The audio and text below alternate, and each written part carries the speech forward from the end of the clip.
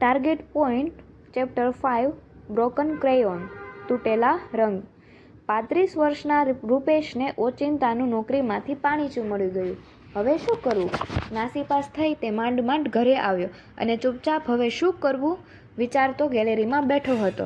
હજી ઘરમાં તેણે કોઈને જણાવ્યું ન હતું. પત્ની રીમાએ બનાવેલી ચા ટેબલ પર ઠંડી થતી હતી. કાલથી શું કરવું તેને કંઈ સૂઝતું ન હતું. જેટલું વિચારતો હતો તેટલું વધુ ને વધુ હતાશ થતો જતો હતો. રૂપેશ અને રીમાની નાનકડી 7 વર્ષની દીકરી ઈશિતા ચિત્રકામ કરી રહી હતી. ચિત્રમાં રંગ પૂરતા તેનાથી લીલા રંગનો ચોક કલર તૂટી ગયો. તે રડવા લાગી કે મારો રંગ તૂટી ગયો. આ ઝાડમાં રંગ પૂરવાનો અધૂરો છે. હવે હું કેવી રીતે ચિત્ર પૂરું કરીશ? રીમા રસોડામાંથી દોડી આવી અને ઈશિતાને પૂછવા લાગી કે શું થયું. મમ્મીને જોઈ ઈશિતાએ લીલા રંગના 2 ટુકડા બતાવ્યા અને મોટેથી ભેકડો તાણ્યો. મારો રંગ તૂટી ગયો.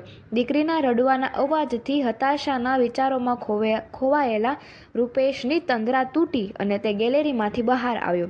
જોયું તો દીકરી લીલા રંગના 2 ટુકડા રીમાને બતાવી રહી હતી. રીમાએ શાંતિથી દીકરીને શાંત કરી તેના આંસુ લૂછ્યા, પાણી પાયું, પછી તેને લીલા રંગનો 1 ટુકડો આપી કાગળ પર લીટો પાડવા કહ્યું.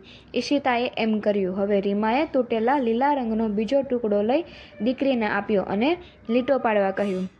વળી બરાબર એવા જ લીલા રંગની લીટી પડી. હવે રીમાએ દીકરીને સમજાવ્યું કે તારો રંગ ભલે તૂટી ગયો પણ તે હજી લીલા રંગનો જ છે. તૂટી જવાથી તેનો રંગ જતો નથી રહેતો અને તૂટી જવા છતાં બંને ટુકડા લીલો રંગ જ આપે છે. ઈશિતા રાજી થઈ ગઈ. રડવાનું ભૂલી રંગ પૂરવા લાગી. આ દ્રશ્ય હતાશ ભાંગી પડેલ રૂપેશે જોયું. આ તૂટેલા લીલા રંગ અને દીકરીના આંસુ તેમજ પત્નીની સમજે અજાણતા જ રૂપેશને પ્રેરણા આપી. તૂટેલો રંગ પોતાના ગુણ અને રંગ છોડતો નથી અને તેવો જ રંગ કરી શકે છે.